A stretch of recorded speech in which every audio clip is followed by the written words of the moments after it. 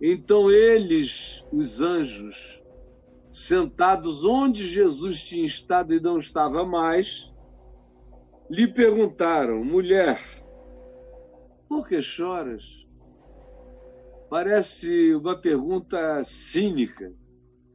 Se esses anjos eram conscientes do processo histórico, como aparentemente eram, é uma pergunta que carrega um sarcasmo sublime, que carrega aquilo que não é cinismo, mas é uma provocação que soa até cínica para quem sabe o desfecho do que tinha acontecido de extraordinário dentro da tumba, e para quem também conhece a dor, a angústia, o vazio, a desesperança, o choro, a lágrima, as torrentes de aflição que escorriam dos olhos de Maria Madalena. Mulher, por que choras? E ela lhes respondeu: porque levaram o meu Senhor e eu não sei onde o puseram. Ou seja, a melhor expectativa de Madalena naquela manhã era que o corpo de Jesus tivesse sido levado por quem ela não sabia, por quem ela não conhecia. Mas como aquelas duas figuras estavam sentadas dentro da tumba, ela imaginou que, no mínimo, eles poderiam dar o paradeiro de Jesus. O paradeiro. Ela queria que os anjos, que ela não reconhecia como anjos, dessem, todavia, qualquer que fosse a identidade deles, o paradeiro de Jesus. Eu estou chorando porque pegaram o meu Senhor e o levaram, e eu não sei onde o puseram. Tendo dito isto, quando ela acabou de falar isto, ela voltou-se para trás dela própria, ficou em pé e virou para trás.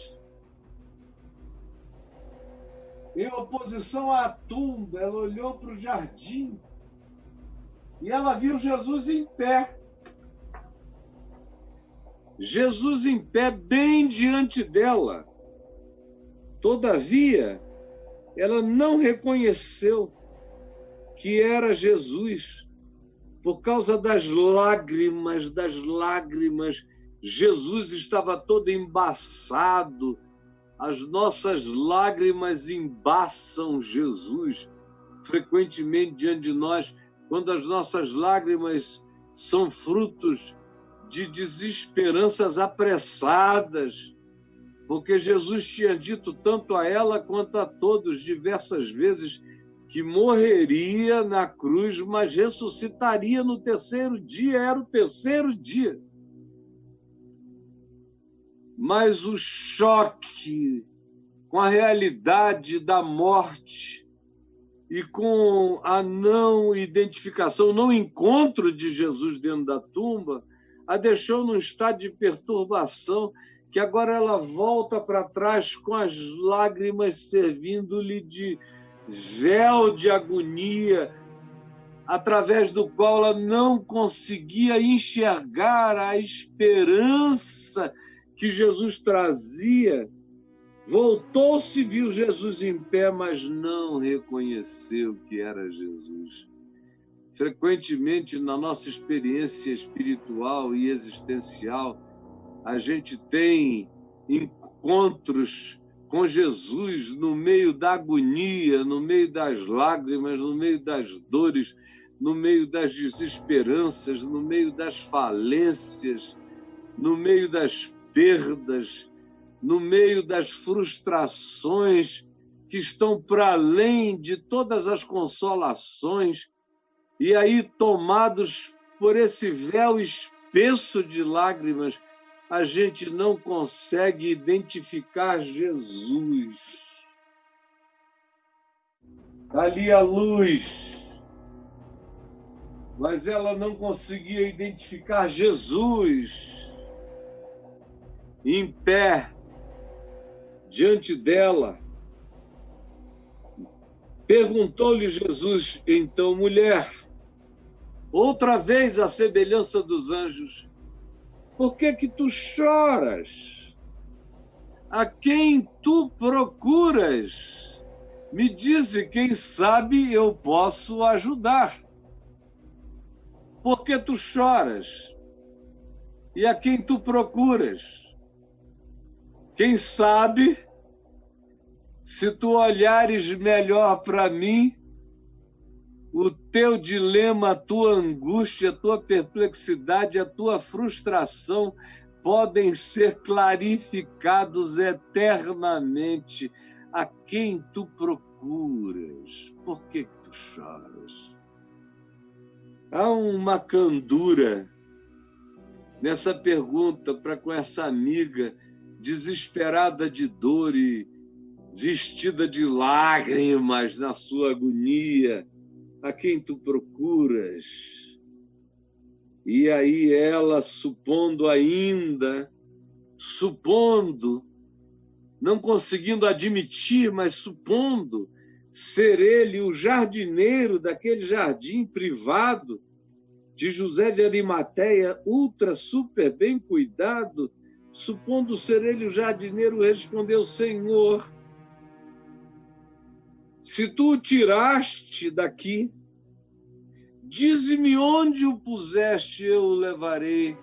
A esperança dela ainda se circunscrevia, no melhor cenário, a ser levada até onde o corpo de Jesus estava, para que ela então o pegasse, não se sabe como, porque ela era uma mulher sozinha por enquanto, não havia ninguém com ela, e o levasse.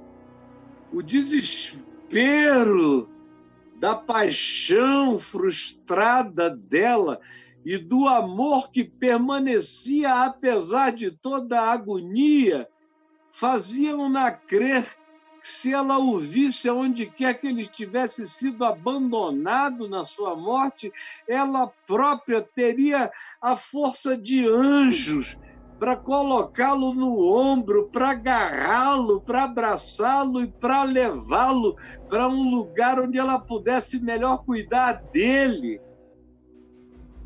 Essa é a frustração energizada por um amor inexplicável, coberto de lágrimas que ela não conseguia limpar. Dize-me aonde tu o puseste, ó jardineiro, e eu o levarei. Disse-lhe Jesus, Maria. Isso ecoa no jardim. Ecoa no jardim, Maria. Ele tinha chamado essa mulher assim milhares de vezes naqueles 3 anos e meio, 2 anos, o tempo que ela tinha passado com ele no intervalo dos 3 anos e meio da atividade pública dele. Ele a chamou assim centenas de vezes, Maria. Por essa identificação pessoal, como a relação pessoal é mais forte do que a morte. A relação pessoal com Cristo é mais forte do que a lógica. A relação pessoal com a identificação do meu nome na boca de Deus é mais forte do que todas as evidências de qualquer dor ou da própria morte. Maria. E essa relação pessoal com Deus é o que dava e deu a ela a coragem de limpar os olhos, de afastar de si o véu da agonia e tentar encontrar o mensageiro, o anjo daquele nome, que simplesmente a chamava por quem somente os da intimidade mais profunda e caseira assim a chamavam sem o sobrenome Magdalena, só Maria. E quando ele assim a chama, como quem grita desde a eternidade, plantada dentro da cozinha, da maior intimidade dela, aonde na mente dela havia uma lareira, um recôndito, uma cama, um lar, uma intimidade que ela conhecia com ele. Em tudo que de intimidade humana tiveram, Maria. E aí ela limpa as lágrimas e ela se volta agora com a cara lavada, com as lágrimas tiradas, com o véu aberto, olhando para além da neblina da agonia. Maria, ela voltando-se lhe disse em hebraico, ela reconheceu, só ele me chama assim. Esse é o tom eterno da meiguice dele para comigo, Maria. E ela voltando-se, e não se diz que ela ouviu, que ela o enxergou, ela o identificou pela audição, pela intimidade desse chamado Maria. Quem sabe foi a primeira voz que ela ouviu quando Jesus expulsou dela os 7 demônios. A primeira voz foi: Maria, abre teus olhos e olha para mim, fica livre do teu mal. Maria. E ela não precisou nem vê-la, ela já foi rasgando o véu de lágrimas e virando-se, dizendo instantaneamente em hebraico.